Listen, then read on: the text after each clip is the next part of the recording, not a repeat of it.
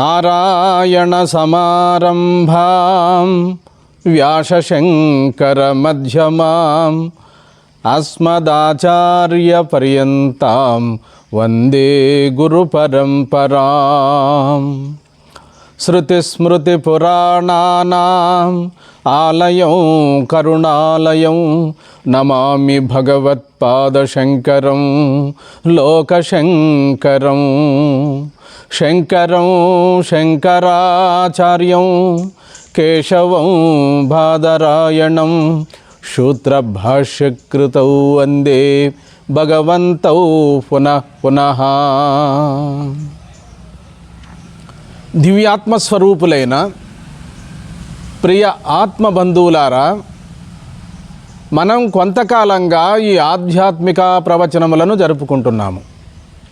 ఇందులో భాగంగా ఈరోజు మన ప్రస్తావన ఏమనగా, యోగ సమాధి అనగానేమి, జ్ఞాన సమాధి అనగానేమి, సహజ సమాధి అనగానేమి, సహజ అవస్థ అనగానేమి అనేటువంటి మొదలుగా గల అంశములపైన ఈనాడు మనకున్న పరిజ్ఞానములో ప్రస్తావన చేద్దాం.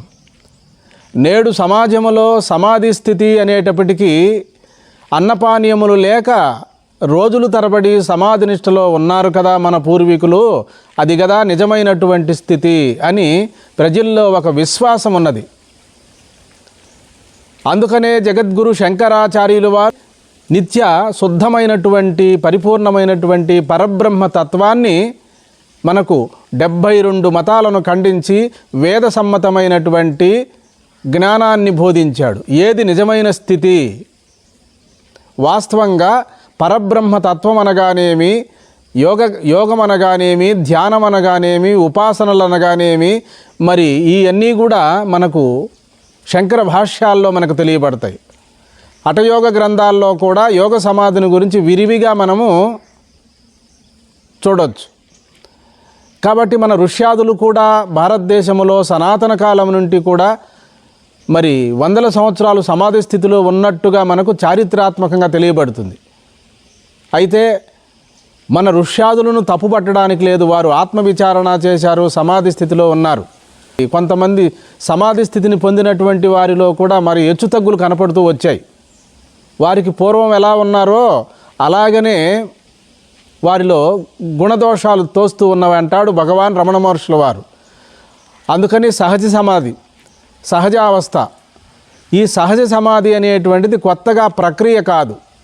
ఇది నీవు ఎలా ఉన్నావో అలాగే నీవు నీ స్వరూపాన్ని గుర్తించి అలా సహజంగా మిగిలిపోవడమే సహజ సమాధి. జ్ఞాన సమాధి ఉన్నది బ్రహ్మము తప్ప రెండో పదార్థము లేదని, సర్వం కలివిదం బ్రహ్మ నేహ నానాస్తి కించనః అనే భావాలను, అనే మహావాక్యముల యొక్క అర్థాన్ని సుస్పష్టముగా తెలుసుకొని తాను తప్ప రెండోది లేదని చెప్పి తానెప్పుడూ తుర్యావస్థలో ఉండటం, తుర్యస్థితిలో ఉండడం, తాను సహజ స్థితిలో ఉండడం. ఎందుకని? రెండో పదార్థమే లేదు, రెండోదిగా తోస్తూ ఉన్నది కూడా పరమాత్మయే.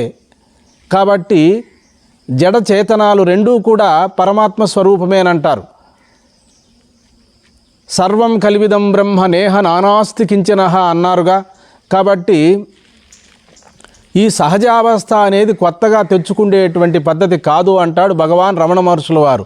నీవెవరో విచారించుము, నీవు అన్నిటినీ తెలుసుకుంటున్నటువంటి సాక్షివి, నీవు జ్ఞానస్వరూపుడివి, నీవు ప్రజ్ఞాన స్వరూపుడివి. కాబట్టి ఈ ప్రజ్ఞానం అనేటువంటి జ్ఞానం ఉంటేనే నువ్వు ఇంకొక ధ్యానం కానీ, యోగం కానీ, జపం కానీ ఆచరించగలవు.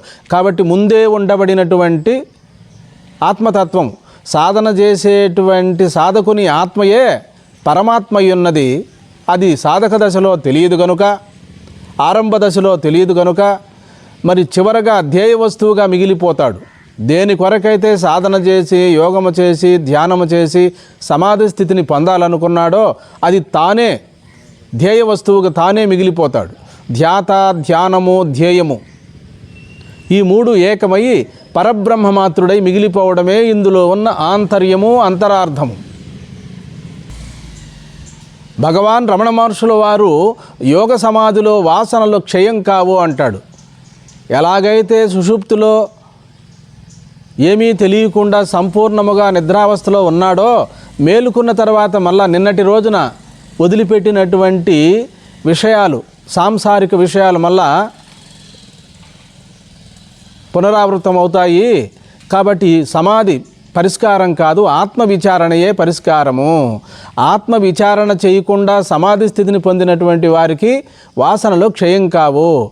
సమాధికి పూర్వము ఆత్మవిచారణ కలిగి ఉన్నటువంటి వారికి సమాధిలో కూడా వాసనాక్షయం కలుగుతుంది. వాసనాక్షయము మనోనాశయం కలుగుతుంది అంటాడు భగవాన్ రమణ మహర్షుల వారు.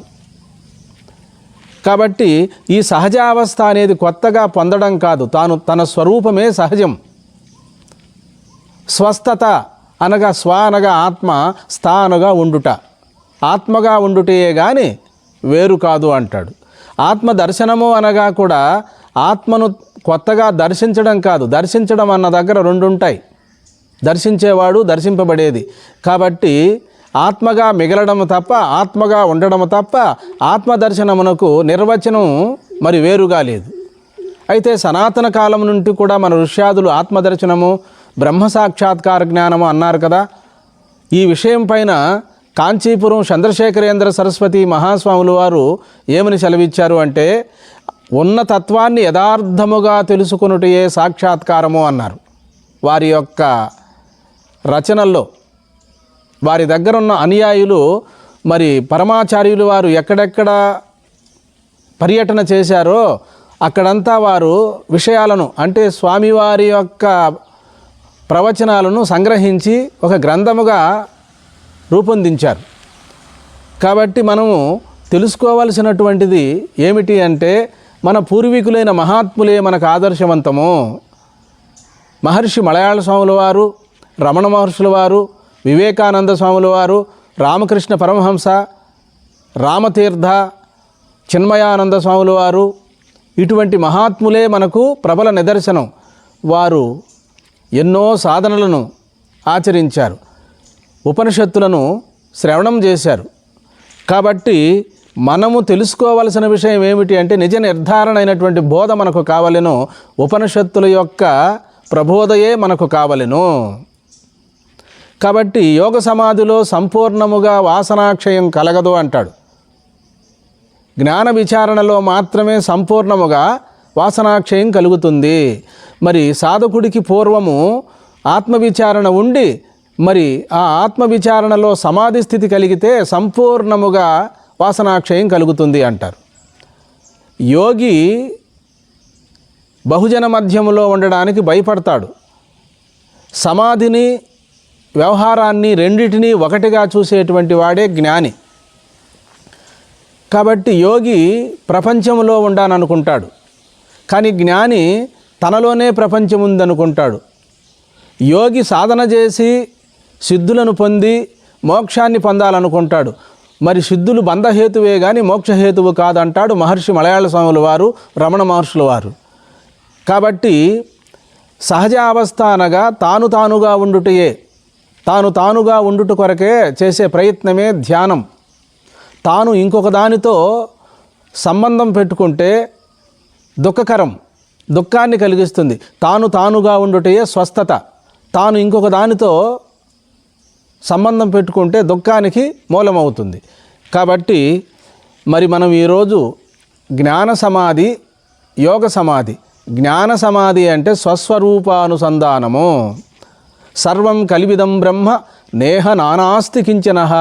ఉన్నది ఒక పరిపూర్ణ బ్రహ్మము తప్ప రెండోది లేదని, తానెప్పుడు ఏ పని చేస్తూ ఉండినా ఒక బ్రహ్మము తప్ప అది తానేనని చెప్పి సర్వకాల సర్వావస్థల యందు కూడా సర్వే సర్వత్రా తాను ఇంకొకటి కాకుండా సంపూర్ణముగా ఆరూఢముగా అపరోక్షానుభూతిలో ఉండుటయే నిజమైనటువంటి జ్ఞాన సమాధి. దీన్నే శ్రీకృష్ణ పరమాత్మ భగవద్గీతలో బ్రాహ్మీ స్థితి అన్నాడు.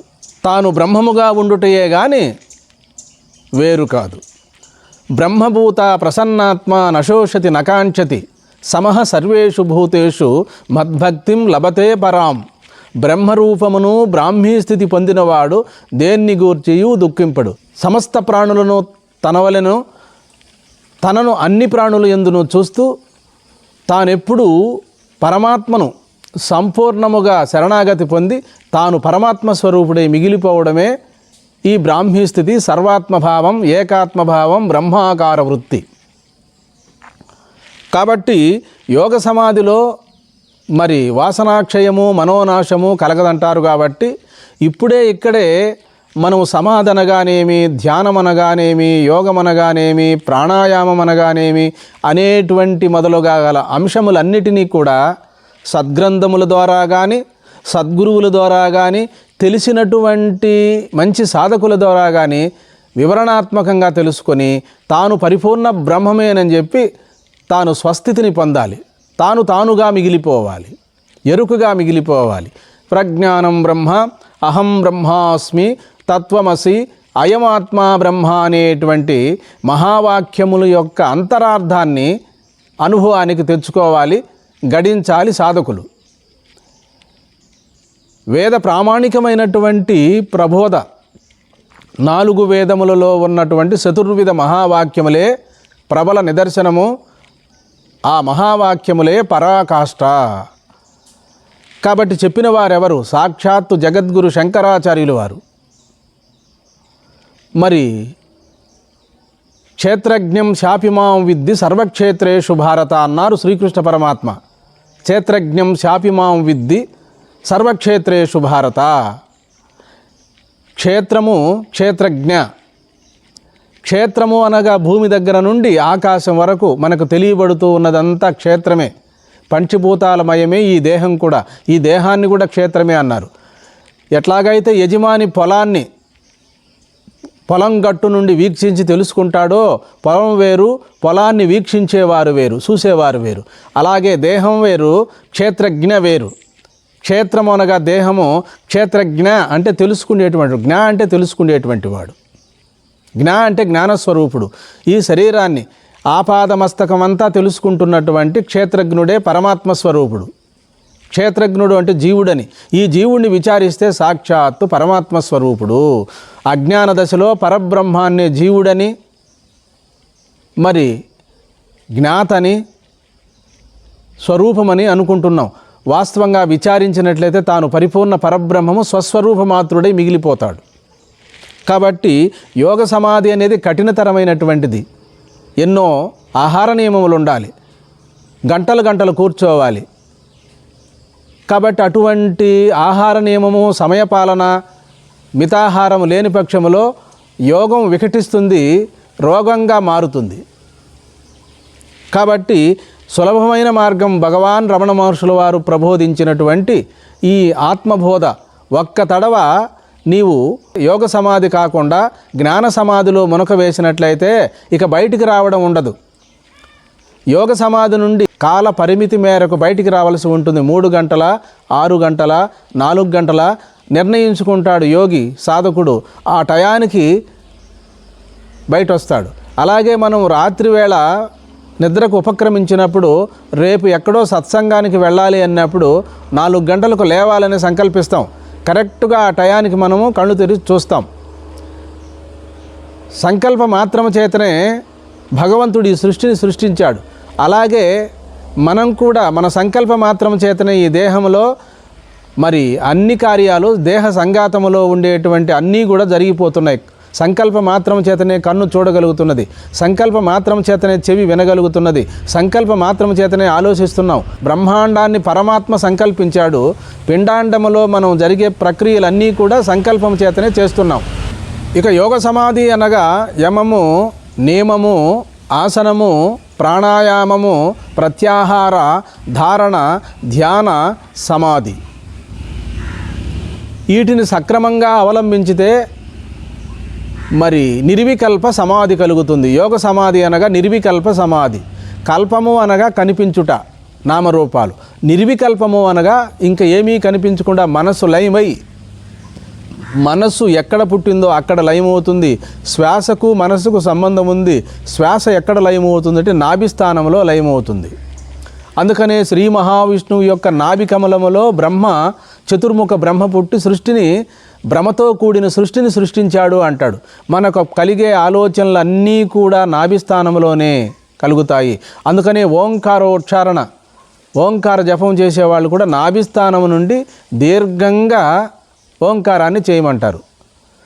మరి అది కార్యరూపము దాల్చాలని మనకు మెదడులో కార్యరూపము దాల్చినప్పటికీ అది పుట్టు స్థానము హృదయస్థానం అయినప్పటికీ ఇంకా దానికి పుట్టు స్థానము హృదయస్థానం కాదు, మూలాధారం. ఆ కుండలిని దగ్గర అదే కుండలిని ప్రబోధం అంటారు కదా. కుండలిని అంటే ఏమో కాదు, విశ్వచైతన్యం అనేటువంటి శక్తి, అమ్మవారని కూడా మనకు పురాణాల ప్రకారం చెప్తారు. ఆది పరాశక్తి అని కూడా చెప్తారు. కాబట్టి శక్తి పరబ్రహ్మము, పరాశక్తి పరబ్రహ్మము, పరమాత్మ యొక్క శక్తియే పరాశక్తి పరబ్రహ్మము. కాబట్టి యోగ సమాధి అనేటువంటిది బహు కష్టముతో బహు క్లేశములతో కూడుకున్నటువంటిది. కొన్ని సందర్భాలలో కొంతమందికి అనారోగ్యం చేత మరణించినటువంటి వాళ్ళు కూడా చాలామంది ఉన్నారు. అందుకనే శాస్త్రీయముగా మనము యోగ ధ్యానములను మరి గురువుల ద్వారాను ఉపనిషత్తుల ద్వారాను మనము తెలుసుకోవాలి. కాబట్టి యోగ సమాధి, జ్ఞాన సమాధి. జ్ఞాన సమాధి అంటే జ్ఞానాన్ని తెలుసుకొని జ్ఞానమే నా స్వరూపమని అఖండ జ్ఞాన స్వరూపుడై మిగులుటయే అఖండ సమాధి స్థితి, ఖండము కాదు. మరి యోగి సమాధి నుండి బయటకు వస్తాడు. జ్ఞాని ఒక్క తడవ జ్ఞానం అనేటువంటి స్థితిని పొందిన తర్వాత ఇక క్షుతి ఉండదు, అచ్యుతుడై మిగిలిపోతాడు. పరమాత్మకు అచ్యుతుడనే పేరు కదా. దూషణ భూషణములకు అందని స్థితి కదా పరమాత్మతత్వము. నామరూపాలకు అతీతమైనది కదా పరమాత్మతత్వము. కాబట్టి నిత్యము తుర్యస్వరూపం అనేటువంటి స్థితి జ్ఞానికి అనుభవానికి వస్తుంది. కాబట్టి యోగి సాధనల ద్వారా ఆత్మతత్వాన్ని పొందాలనుకుంటాడు. కానీ ఈ మధ్యలో ఏమైనా ప్రబలమైనటువంటి శక్తులు వచ్చితే జారిపోతాడు. ఆ సమాధి స్థితి నుండి కూడా మోక్ష స్థితి నుండి కూడా జారిపోవడం జరుగుతుంది. అందుకనే ఎందరో యోగులు మనం చరిత్రలో చూస్తున్నాం పతనమైనట్లుగా. అందుకనే భగవాన్ రమణ మహర్షుల వారు ఏ మహిమలను చెప్పి ఉండలేదే, అలౌకిక శక్తులను చెప్పి ఉండలేదు. అది మనసు పరిపక్వత దశలో శక్తులు తనంతట తానుగా, మహిమలు తనంతట తానుగా వస్తాయి అంటాడు. మరి మహిమలు అందరికీ వస్తాయా భగవాన్ నన్ను అడిగితే, సిద్ధులు మహిమలు రావచ్చు రాకపోవచ్చు, అందరికీ ఆత్మసిద్ధి మాత్రం పర్మనెంట్గా కలుగుతుంది, అది ముందుగానే ఉన్నది అంటాడు. కాబట్టి యోగ సమాధి, సహజ సమాధి, జ్ఞాన సమాధి. యోగ సమాధి అనేది ప్రాణాయామము ద్వారా, అభ్యాసము ద్వారా జాగ్రత్త అవస్థలో సుషుప్తావస్థను పొంది ఉండుటే సమాధి స్థితి. నిద్ర కొరకు ఎవరు సాధన చేయడం లేదు. ఎవరైనా అనారోగ్యం ఉన్నటువంటి వారైతే ఏదో కొంత ప్రయత్నం చేసి ఉండవచ్చు. కానీ అలాగే జాగ్రత్తకు రావడానికి కూడా ఏ ప్రయత్నము అక్కరలేదు, సంకల్పం మాత్రమే సరిపోతుంది. కాబట్టి ఇప్పుడు ప్రయత్నపూర్వకముగా మనము జాగ్రత్త అవస్థలో సుషుప్త అవస్థను పొంది ఉండడమే నిజమైన జ్ఞానము. మరి ఆ గంటల తరబడి జాగ్రత్తలో సుషుప్తిలో ఉన్నట్టుగా ఉండడమే అభ్యాసం. కాబట్టి ఈ అభ్యాసం అనేటువంటిది ప్రతిరోజు నెలల తరబడి, సంవత్సరముల తరబడి చేస్తే కానీ నిర్వికల్ప సమాధి కలగదు. నిర్వికల్ప సమాధి కలిగినటువంటి వారికి సంకల్ప వికల్పాలు రహితమై కేవలము అక్కడ ఆత్మజ్ఞానం కలిగి ఉంటే సరిపోయింది. ఆత్మజ్ఞానం కలగకపోతే నిద్రపోయిన వాడికి సమాధిలో ఉన్నటువంటి వారికి పెద్ద తేడా లేదంటాడు భగవాన్ రమణ మహర్షుల వారు. కాబట్టి సహజావస్థ, నీవు నీ సహజ స్థితిలో ఉండుము. నీవెప్పుడూ పరిపూర్ణ పరబ్రహ్మస్వరూపుడివే కానీ నీవు ఇంకొక సాధన చేసి సమాధి అవస్థను పొందడం అనేటువంటిది అభ్యాసము ద్వారా జరుగుతుంది. అది పరిమితమే, అపరిమితము నీ స్వస్వరూపమే. కాబట్టి జ్ఞాని సమస్తమును తనలోనే వీక్షిస్తాడు. యోగులు, సాధకులు, భక్తులుగా ఉండేటువంటి వాళ్ళు మరి పరమాత్మను తనకన్నా వేరుగా చూస్తారు. సర్వాత్మ భావనలో ఉంటాడు జ్ఞాని. చేసేది కానీ చేయబడేది కానీ కాదు, తాను కేవలము చేసే క్రియలకు, చేసే సాధనలకు తానెప్పుడూ పరిపూర్ణమైనటువంటి సాక్షి స్వరూపుణ్ణి అనేటువంటి ఆ సహజావస్థలో మిగిలిపోతాడు. తాను జ్ఞాతగా మిగిలిపోతాడు, తాను ఎరుకుగా మిగిలిపోతాడు, తాను ప్రజ్ఞానం బ్రహ్మగా మిగిలిపోతాడు. కాబట్టి యోగ సాధనలన్నీ కూడా కొంత జ్ఞాన మార్గం త్రిప్పుకోవాలి. యోగ సాధనలన్నీ కూడా జ్ఞానమయంగా ఉండాలి. హఠయోగ మార్గంలో ఉండకూడదు, లయయోగ మార్గంలో ఉండకూడదు, మంత్రయోగ మార్గంలో ఉండకూడదు. మనం ఏమి చేసినప్పటికీ కూడా జ్ఞానమయంగానే ఉండాలి. అయితే హఠయోగము, మంత్రయోగము, లయయోగము మన పూర్వీకులైన మహాత్ములు చేసి ఉండలేదా అంటే చేశారు. వారు ఒక హఠయోగమే కాదు, వారు యొక్క కుండలిని ప్రబోధమే కాదు, ఆత్మ విచారణ కూడా చేశారు.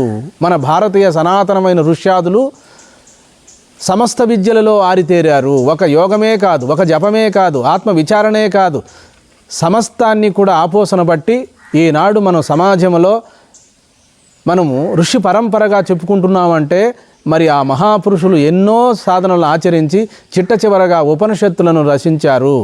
వారు జ్ఞానము చెబుతున్నారంటే కేవలము యోగాలు తెలియదని కాదు, యోగాలు కూడా ఆచరించారు. అయితే యోగము, ధ్యానం అనేటివి గౌణంగా ఉంటాయి, మరి ప్రధానంగా జ్ఞాన విచారణ ఉంటుంది. ఎందుకని? చివరగా పరాకాష్ఠ ఉపనిషత్తుల బోధయే. గీతాచార్యులు వారు భగవద్గీతలో ఎక్కడా ఎటువంటి సాధనలు ఎక్కువగా ఎందుకు చెప్పలేదు అంటే మరి అవి సశాస్త్రీయమైనవి కావు. కొంతమేరకే యోగ సాధనలన్నీ. సాంఖ్యయోగాన్ని చెప్పాడు. సాంఖ్యము అంటే ఆత్మానాత్మ విచారణ. జీవుడనగానేమి, దేవుడనగానేమి, జగత్ అనగానేమి, ఇటువంటివన్నీ కూడా శ్రీకృష్ణ పరమాత్మ 18 అధ్యాయములలో సంపూర్ణమైనటువంటి మోక్షపదాన్ని పొందేటువంటి విధానాన్ని ప్రబోధించారు. జ్ఞానయోగులు, హఠయోగులు. జ్ఞానయోగులు అంతా జ్ఞానమయంగానే బోధిస్తారు. వారు రాసిన గ్రంథాలైతేనేమి, వారు ప్రబోధించినటువంటి ఉపనిషత్తులైతేనేమి జ్ఞానమయంగానే ప్రబోధ అందిస్తారు. హఠయోగులు వారు ఎంచుకున్న మార్గంలో మరి వారు కూడా ప్రామాణికమైన బోధనను చూపిస్తారు. మనకు మేరుండ సహిత, హఠయోగ ప్రదీపిక అనేటువంటి గ్రంథాలన్నిటిని కూడా మనకు ప్రామాణికంగా చూపుతారు. అయితే ఇవన్నీ కూడా ప్రామాణికమే, ఇవన్నీ పరంపరా సాధనలే కానీ సాక్షాత్తు సాధనలు కావు. ఇవన్నీ బహిరంగ సాధనలే కానీ సాక్షాత్తు సాధనలు కావు. సాక్షాత్తు సాధన అనగా శ్రవణ మనన నిధిధ్యాసనలు. మన ప్రవచనములలో విసుగు విరామం లేకుండా తమకు అనేక మార్లు మనవి చేసుకుంటూ వస్తున్నాను. నదీనాం సాగరో గతి అన్నట్టుగా ఏ సాధనలు చేసినప్పటికీ కూడా తనకు విశాల భావం కలగాలి, సర్వాత్మ భావం కలగాలి, ఏకాత్మ భావం కలగాలి. తాను తప్ప రెండోది లేదనేటువంటి భావన ఏ సాధన ద్వారా కలుగుతుందో ఆ సాధనే పరాకాష్ఠ. మరి సర్వాత్మ భావనను బోధించేటువంటి ఉపనిషత్తులే నిజమైనటువంటి ఉపనిషత్తులు. కొన్ని ఉపనిషత్తులు ధ్యానాన్ని, కొన్ని ఉపనిషత్తులు యోగాన్ని, కొన్ని ఉపనిషత్తులు ప్రాణాయామాన్ని, కొన్ని ఉపనిషత్తులు ముద్రాభ్యాసాన్ని, కొన్ని ఉపనిషత్తులు మరి కుండలిని ప్రబోధాన్ని కూడా మనకు బోధిస్తున్నాయి. అంటే ఉపనిషత్తుల్లోనే కొన్ని భాగాలు యోగ మార్గంగానో, ధ్యాన మార్గంగానో, ఉపాసనా మార్గంగా చెప్పే ఉపనిషత్తులు కూడా లేకపోలేదు. దశోపనిషత్తులు శంకరాచార్యులు వారు రచించినటువంటి ఈ ఉపనిషత్తులు మాత్రము ఆత్మతత్వాన్నే బోధిస్తాయి. కాబట్టి ఆత్మతత్వమే ప్రశంసనీయమైనది, మరి సహజ సమాధే ప్రశంసనీయమైనది, జ్ఞాన సమాధే ప్రశంసనీయమైనది. జ్ఞాన సమాధి అనగా తానుగా సర్వకాల సర్వావస్థల యందును తానున్న చోటనే ఉంటూ తాను స్వస్థితిని పొంది తాను పరిపూర్ణ పరబ్రహ్మముగా మిగిలిపోవటయే జ్ఞాన సమాధి. యోగ సమాధి అనగా ప్రాణాయామము, ముద్రలు, యోగాభ్యాసము ఇవన్నీ చేయడము యోగ సమాధి. యోగము ద్వారా సమాధి స్థితిని పొందడం. తానెప్పుడూ సర్వకాల సర్వావస్థల యందు కూడా పరిపూర్ణ పరబ్రహ్మము తానేనని చెప్పి సర్వాత్మ భావనలో ఉండుటే పరమోత్కృష్ట స్థితి. ఇది ఉపనిషత్తుల బోధ. యోగశాస్త్రాలన్నీ కూడా పరిమితమైనటువంటి స్థితిలో బోధ చేస్తాయి. కాబట్టి యోగ జ్ఞానములు రెండిటినీ సమన్వయపరుచుకున్నారు మన ఋష్యాదులు. కాబట్టి యోగము జ్ఞానము వేరు కాదు. యోగము లేని జ్ఞానము, జ్ఞానము లేని యోగము ఆత్మానుభవాన్ని ఇవ్వలేవంటాడు మహర్షి మలయాళ స్వాములు వారు. ఇక్కడ యోగము అంటే హఠయోగం కాదు, సాంఖ్యయోగం. జ్ఞానము అనగా ఆత్మ విచారణ, జ్ఞాన సమాధి అనగా ఆత్మయే పరిపూర్ణ పరబ్రహ్మము అనేటువంటి నిజతత్వాన్ని తెలుసుకొని సర్వత్ర సమభావన కలిగి ఉండుటే సమాధి. ఆత్మను పరమాత్మగా గుర్తించుటయే సమాధి. మనసును కూడా బ్రహ్మమయముగా చూసుటయే జ్ఞాన సమాధి. తాను తప్ప రెండోది లేదని, తానెప్పుడూ పరిపూర్ణ పరబ్రహ్మమేనని చెప్పి జగత్తు తనలో ఉంది కానీ తాను జగత్తులో లేడని సర్వాత్మ భావన పొందియుండుటే జ్ఞాన సమాధి. సహజావస్థ కేవలము ఏ క్రియ చేయకుండా ఆ రమణ మహర్షిలాగా తదేక దృష్టితో అలా శాంభవీ ముద్రతో అలా తటస్థంగా మిగిలిపోవటే సహజ సమాధి. యోగ సమాధి, జ్ఞాన సమాధి, సహజ సమాధి. స్వస్థత అంటే స్వ అనగా ఆత్మ, స్థానుగా ఉండుట, తానుగా ఉండుటయే స్వస్థత. కాబట్టి ఇవన్నీ కూడా మనం గురువుల ద్వారా తెలుసుకొని తొందరపాటు లేకుండా ఏది నిజమైనటువంటి ప్రబోధ, మాకు తెలిసినంత వరకు ఉపనిషత్తులు, బ్రహ్మసూత్రములు, భగవద్గీత ఈ ప్రస్థానత్రయమే పరమశ్రేష్టమైనటువంటి ప్రబోధ. ఈ ప్రబోధను తెలుసుకోకుండా మనం వేరే వాటిని ఆచరించవచ్చు. మన భారతదేశంలో ఆచరించారు. అన్నిటినీ కూడా ఆచరించి అన్నిటి యందు సమభావన ఉంచుకొని సర్వము పరమాత్మమయముగా చూసుటయే జ్ఞాన సమాధి. ఏమి చూసినప్పటికీ కూడా సమః ది అంటే బుద్ధి. అన్నిటి యందును నామరూపాల యందు సమమైన బుద్ధి కలిగి ఉండుటే నిరంతర సమాధి స్థితి. హరి ఓం.